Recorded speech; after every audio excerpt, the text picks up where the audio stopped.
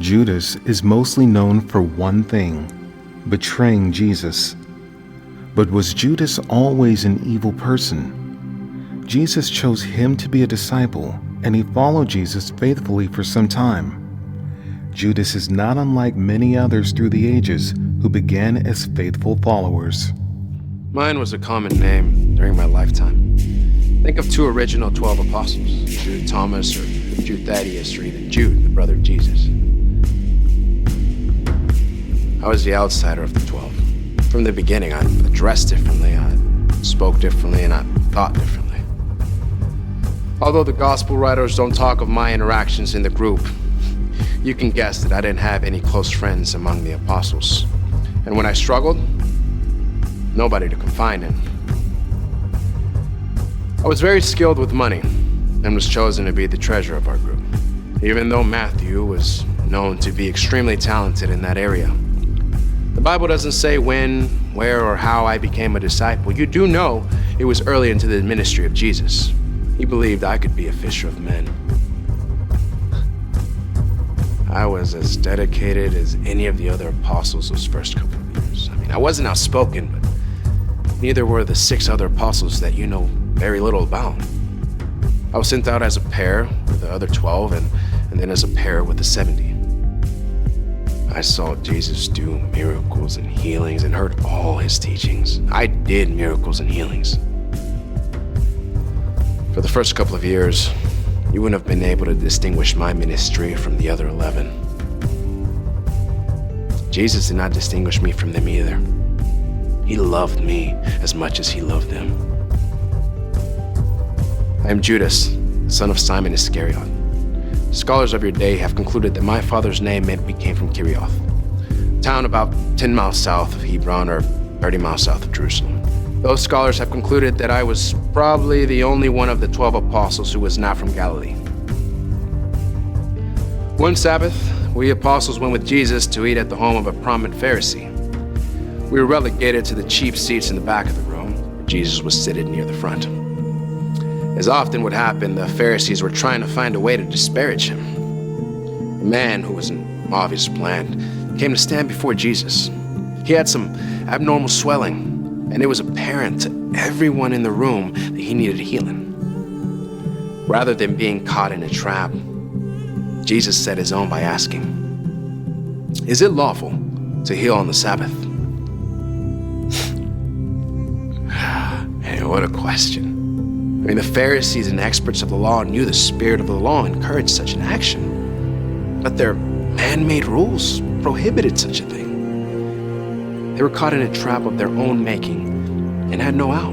They could do nothing except remain silent, even after Jesus healed the man. The uncomfortable silence. Everyone hoped Jesus would change the subject, until Jesus changed the subject. He looked around the room and made the observation that everyone had been scrambling to get seats of honor. Imagine the red faces, because they had been doing just that. Jesus pointed out that it was smarter strategy to take a lower seat and then receive a special honor if the host moved you to the front, eliminating the risk of being embarrassed in case the host asked you to take a lower seat. I'm sure that was embarrassing to all the guests in the room. But it was more embarrassing when they later realized he wasn't talking about seating at a dinner, but being humble in a relationship to God. Jesus then looked at the host and told him that he was not righteous when he invited friends and family to a dinner because they could just pay him back. But it was righteous to invite those who were not able to pay him back. Must have been a shock to the host and all the guests looking around. The only poor people in the room were Jesus and us, his apostles. I doubt anybody in the room had ever purposely invited a poor person to a dinner, except for a few relatives.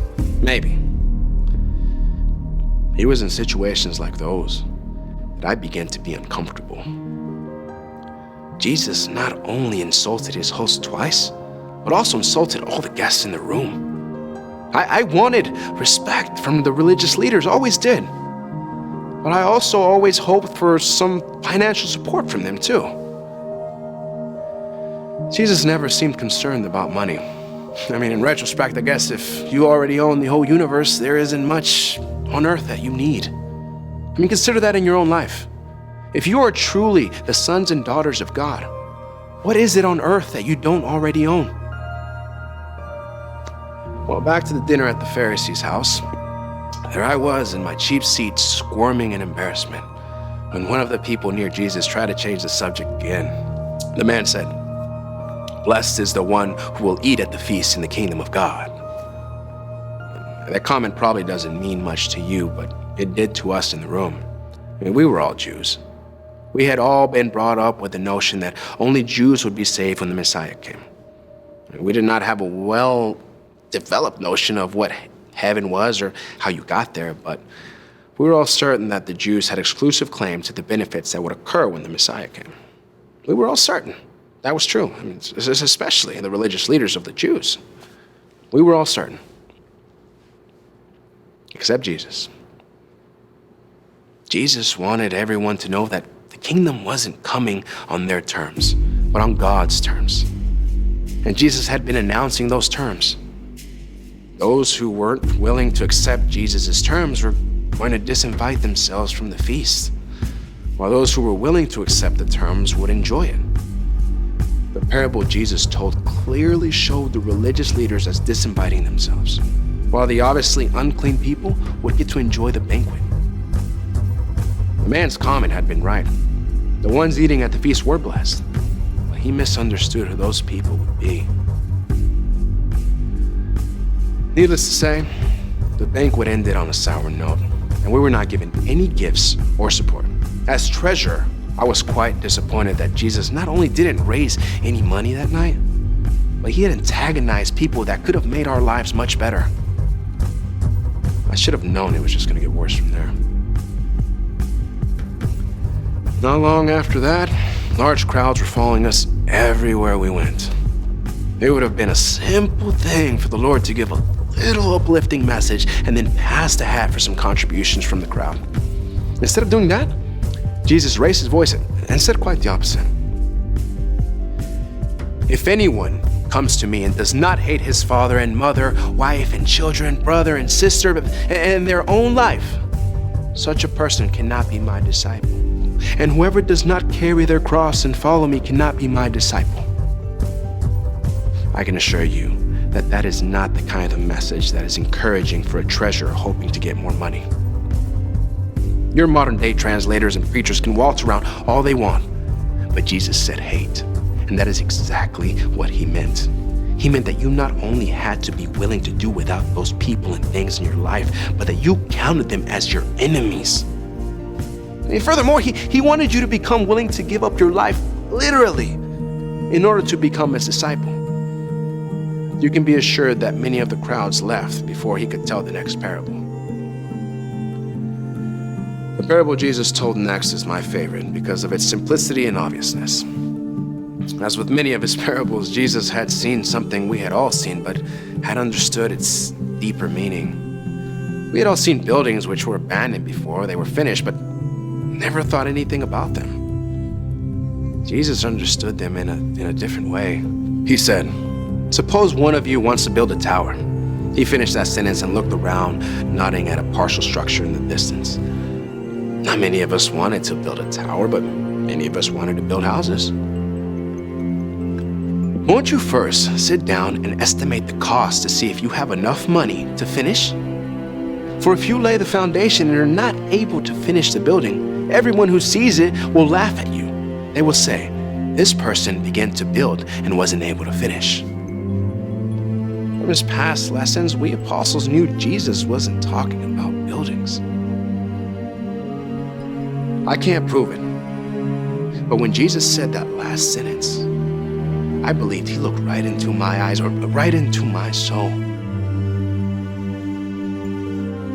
Maybe that was the first time I realized I was not willing to give up everything to be his disciple.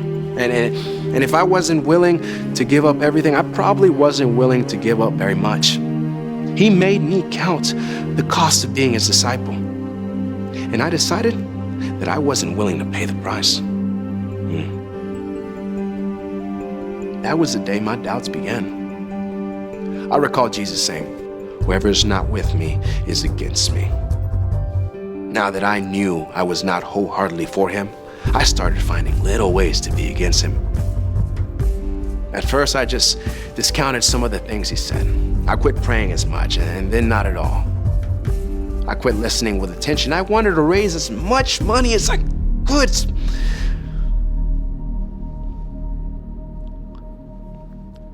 So I could steal more. If he said I was his enemy, I would prove that I was. You want to be a friend of Jesus? How much are you willing to give up? Or not willing, as the case would be? You can't do that.